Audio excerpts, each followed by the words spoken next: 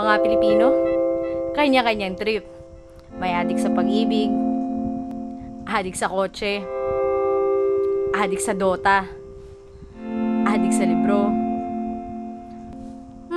adik sa Yossi, lalo na, adik sa alak.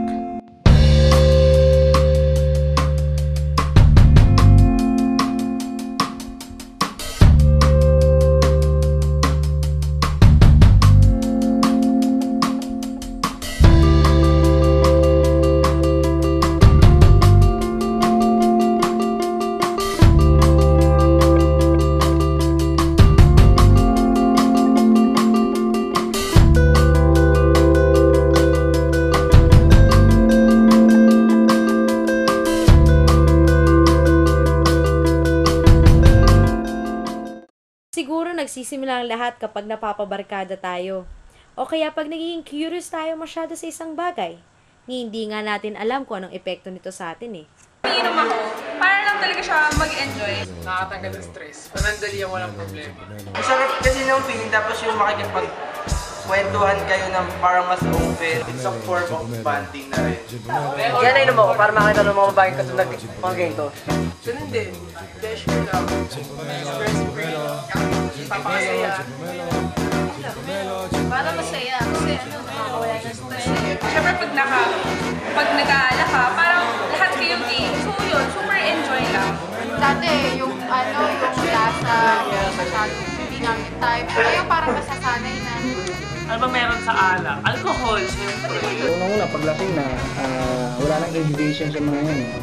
Wala. Kasi nag-e-enjoy, madaming kwentuhan. Lalo rin sa mga hindi madalas magkita na kaibigan. Wala, kasi masaya. Parang pagkasama yung friends mo, tapos nag-lasing. Tapos, mabilis silang gumastos pag nakainom. May kasabihan nga kami, pag nakatikim ka na ng alak, lumuluwag yung wallet mo eh. Pagkakayayaan na shot, ganyan. Kasi pag syempre shot, masaya. Wala, nakaka-enjoy. Kahit di siya masarap, parang yung feeling Tapos kapag kasama yung tropa, enjoy ka pa nila. Saan nga ba nanggagaling ang mga likidong ito? Anong pinagkaiba nito sa iba pang inumin tulad ng tubig, juice, at soft drinks na tinitinda sa kanto nyo? Ang alak, paminsay tinatawag ring alcohol sa Ingles, ay naglalaman ng elementong C2H5OH.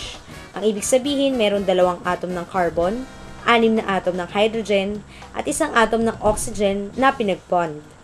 Nakukuhang alak sa pag-ferment ng prutas, gulay o kaya naman ng grains. Dumarating din ito sa iba't ibang anyo tulad ng ethanol, ethyl alcohol, pure alcohol, grain alcohol, at kung ano-ano pa.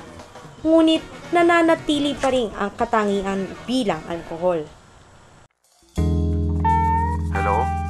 Walang nakakaalam kung kailan ba talaga nagsimula ang pag-inom ng mga alcoholic drinks. Ngunit sinasabing marahil ito ay nagsimula nang di bababa sa 10,000 taon na nakalilipas. May mga natuklasang Stone Age beer jugs noong early Neolithic period at sinasabing ang beer at tinapay naging magkapares. Ang wine naman ay makikita sa mga Egyptian pictographs noong 4000 BC. Ang pinakaunang mga alcoholic beverages ay sinasabing gawa sa berries o honey. Ancient Egypt, si Osiris o kilala bilang the God of Wine ay sinasamba ng maraming mamamayan sa Ehipto. Pinaniniwalaan nila na ang wine ay isang regalo mula sa Panginoon dahil ito ay isang necessity of life. Ngunit alam niyo bang hindi lahat ng alcohol beverages ay nakalalasing? Tignan na lang natin ang naging sitwasyon sa kwentong ito na nagmula sa Biblia, ang kasal sa Cana o wedding at Cana. Sinabi roon na ginawang alak ni Jesus ang tubig na nasa loob ng mga bariles sa kasal na kanyang dinaluhan. Naubos ang 6 na bariles ng alak na iyon. 6 na bariles. Hindi man nabanggit roon kung gaano talaga karami ang nainom nila, pero kung titignan, mahigit 106 to 162 ang galon ng alak na iyon. Hindi ba't nagpakalasing rin pala si Jesus? Hindi rin. Ang alak na ginawang himala nito ni Jesus ay hindi pa quote-unquote fermented. Ibig sabihin, hindi pa ito nakalalasing. Ngunit ang himalang ginawa ni Jesus sa wedding at Cana ay hindi rason upang tayo'y magpakalugmok sa alak. Sabi nga ng iba, bakit magiging masama ang pag-iinom kung si Jesus nga ginawang alak ang tubig? Hep! Hindi naman ninais ni Kristo inumin yun. At hindi rin naman hinihikayat mismo sa banal na kasulatan ang pag-inom ng mga ganitong klaseng alak. Ang sabi nga ni Solomon tungkol dito, wine is a mocker, strong drink is raging, and whoever is deceived thereby is not wise. Ito ay ayon sa Proverbs 20 verses 1. Kung si Solomon ay isang taong sumisimbolo ng karunungan, paano pa kaya si Jesus na sinasabing mas dakila kay Solomon? Bukod pa sa mga nabanggit tungkol sa alak, ano ba talaga ang meron dito at nakakahumaling? Ano ba ang naibibigay na pakiramdam ng alak sa mga taong umiinom nito? In short, bakit nakaka-addict? Sa kulturang Pilipino, malakas ang pressure ng ibang tao. Malakas ang pressure ng grupo sa'yo. Merong mga lugar kung saan subkultura na yung pag-iinom. So, sa bawat paggrupo-grupo ng mga lalaki sa kulturang Pilipino, isa sa pwedeng kalabasan ay mayroong bote, okay? Or mayroong basong umiikot kung saan mas nagiging maganda ang usapan, mas nagiging masaya ang usapan, mas nagiging open ang usapan kapag ka mayroong bote or alak na umiikot. Pero mayroong ilan, hindi sila makakawala dahil naging alcoholic na or naging sugapan na dun sa pagiging alak, pagiging alcoholic nila sa alak. At dahil dito, nagkakaroon ng yung individual craving ba, nandoon. Paano nga ba nagsisimula ang matamis na relasyon ng alak sa isang tao?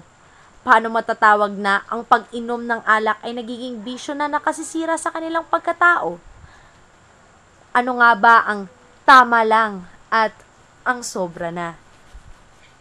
Alcoholism has a lot of causes, or at least there are many factors that come into play to contribute to alcoholism. First, you could consider the biological aspects. For biological aspects, it has to do with the brain structure and function. And actually, there are certain genetic markers that have been associated with alcoholism, particularly when it comes to father and sons. And then there are also societal factors. There are some cultures wherein the use of alcohol is more common as compared to other cultures. And there's also the psychological factors. Like, for example, some people use alcohol as a way of self-medicating. For example, if they have depression and can't sleep properly, they'll drink alcohol. Or if they're anxious, they'll use alcohol to soothe their nerves. So sometimes it's not alcohol that's the primary problem, but an underlying psychiatric disorder that they try to treat, but in an ineffective way with alcohol. But people should always remember that alcohol is just a short-term treatment that in the long run makes your problem worse. And there are other reasons why a person could be an alcoholic or have problems with alcohol. For example, you could have problems with impulse control. You aren't able to control your impulses. You just go ahead without thinking through the consequences. And alcoholism can also be a learned behavior. For instance, if you have relatives or friends who drink a lot of alcohol, then it's possible that you learn that behavior from them. And there's also this thing called stimulus. If you associate certain stimulus with alcohol, just being around that stimulus will encourage you to drink. For example, you're used to drinking alcohol when you have parties. If you're in a party, even if you don't want to drink, just being in that environment could encourage you to drink. Sa makatuwid, maaari nating sabihin na ang sobrang pagkonsumo ng alcohol beverages ay nakasisira nga talaga ng buhay.